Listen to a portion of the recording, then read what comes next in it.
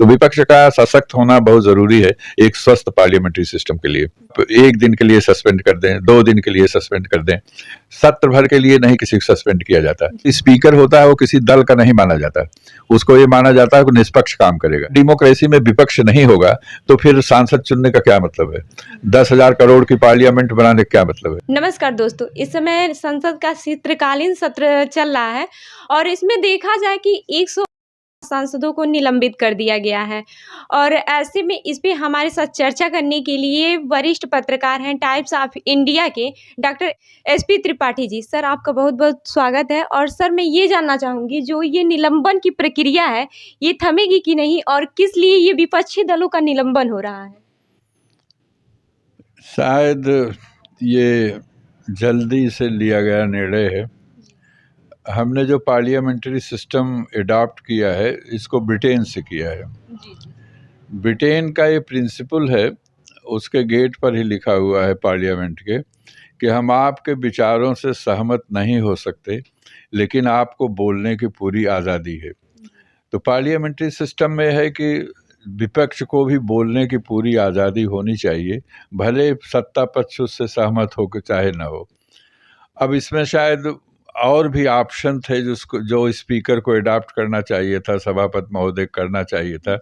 जैसे एक होती है कि अगर कोई इस तरह की कंट्रोवर्सी पार्लियामेंट में होती है तो एक बिजनेस एडवाइजरी कमेटी होती है जिसको लोग, विभिन्न दलों के लोग मिल करके तय करते हैं कि भाई इसमें डिस्प्यूट है, हम कैसे इसको करें। दूसरा होता है कि आप 1 दिन के लिए सस्पेंड कर दें, 2 दिन के लिए सस्पेंड कर दें, सत्र भर के लिए नहीं किसी को सस्पेंड किया जाता। या ये होता है कि 2 घंटे के लिए पार्लियामेंट एडजर्न कर दी गई, फिर बैठी, 1 दिन के लिए एडजर्न कर दी गई, फिर बैठाई गई। ये चीज़ें तो मतलब है, जी। लेकिन ये भी है कि मतलब इतना एक ही सत्र में 141 सांसदों का निलंबन हो गया है। अभी भी होता ही रहेगा कि ये रुकेगी प्रक्रिया, ये अलग बात है। लेकिन 141 सांसद जो हैं उनको निलंबित किया गया है, तो इस पे क्या कहेंगे सर? ये अभूतपूर्व निर्णय है और आज तक जो 76 साल की डेमोक्रेटिक प्रक्रिया है अपनी कंट्री की, अभी तक एक साथ इतना सांसद कभी नहीं निकाले गए थे। तो ये हमारी जो डेमोक्रेटिक सिस्टम है, जो परंपरा है, उसके लिए शायद अच्छा नहीं है। हमको एडजस्ट करके, क्योंकि जो स्पीकर होता है वो किसी दल का नहीं माना जाता, उसको ये माना जाता है कि निष्पक्ष काम करेगा। जैसे सोमनाथ चटर्जी जब स्पीकर थे लोकसभा के, तो उन्होंने अपने ही पार्टी के खिलाफ एक डिसीजन ले लिया था और इसलिए उनको उस पार्टी ने एक्शन भी लिया, कम्युनिस्ट पार्टी ने, कि आपने ऐसा क्यों किया। लेकिन यहाँ कुछ ऐसे लगता है कि वो निष्पक्षता का पूर्ण रूप से, दो चीज़ें ऐसी होती हैं, जैसे जब कोई गवर्नर नियुक्त होता है किसी प्रदेश में तो वो किसी पार्टी का नहीं होता, उसी तरह जब स्पीकर होता है तो किसी पार्टी का नहीं होता, वो निष्पक्ष माना जाता है कि ये किसी पार्टी की लाइन में काम नहीं करेगा। ऐसा शायद हमारे स्पीकर महोदय ने नहीं किया इसका। कांग्रेस जहाँ तक ये कह रही है कि ये निलंबन नहीं है, ये डेमोक्रेसी का मर्डर है, तो इस पे क्या कहेंगे? सही उन्होंने कहा, क्योंकि अगर डेमोक्रेसी में विपक्ष नहीं होगा तो फिर सांसद चुनने का क्या मतलब है? 10,000 करोड़ की पार्लियामेंट बनाने का क्या मतलब है? अगर पार्लियामेंट में डिस्कशन ही नहीं होगा, और डिस्कशन तभी होगा जब विरोधी दल होगा, अगर केवल सत्ता पक्ष है तो आप किससे डिस्कशन करेंगे? तो पार्लियामेंट्री सिस्टम का कोई मतलब ही नहीं अगर विपक्ष विहीन है, कोई विपक्ष है ही नहीं है। तो विपक्ष का सशक्त होना बहुत ज़रूरी है एक स्वस्थ पार्लियामेंट्री सिस्टम के लिए। सर, इस पे कांग्रेस की जो प्रवक्ता है सुप्रिया श्रीने, तो वो ये बोल रही हैं कि संसद में लोकतंत्र नहीं बचा, संसद संसद में तो नहीं कहाँ बोलेंगे। क्या संसद में बच्चों का स्कूल है और मोदी इसके प्रिंसिपल हैं, तो इस पे क्या कहेंगे आप? प्रिंसिपल क्या है कि प्रिंसिपल रस्टिकेट करता है विद्यार्थियों को, अगर वो बदमाशी किया तो निकाल दिया जाता है। जी, जी। लेकिन जो नया सिस्टम है पूरे विश्व में, अब यह है कि एक्सट्रीम एक्शन न लिया जाए।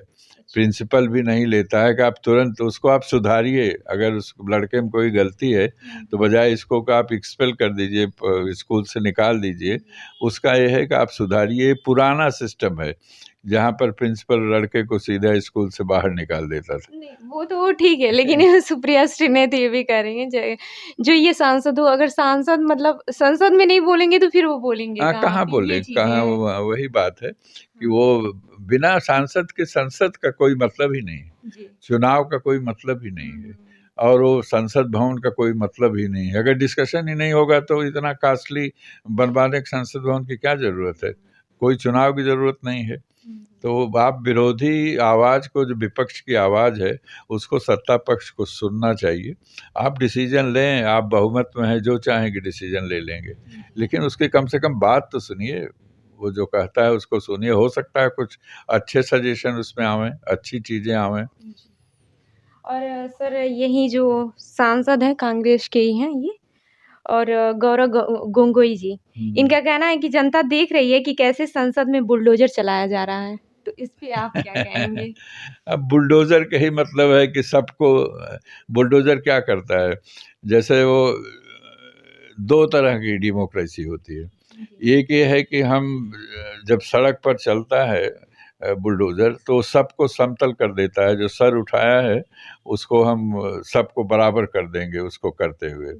लेकिन जो डेमोक्रेसी होती है, इसका जो सोशलिज़्म है, उसका जो नेहरू जी ने कहा था कि हमारा वो बुलडोज़र वाला सोशलिज़्म नहीं है। जो सर उठाया है वो उठा रहेगा, और जो नीचे है उसको हम उठा के उसके लायक बराबर कर देंगे।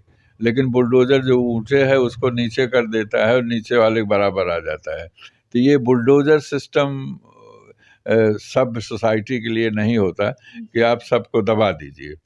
आप जो दबे हैं उनको ऊपर उठाइए, और जो ऊँचे हैं उनको उठने दीजिए, उसको चलने दीजिए। तो ये बुलडोज़र की संस्कृति प्रजातंत्र को सूट नहीं करती।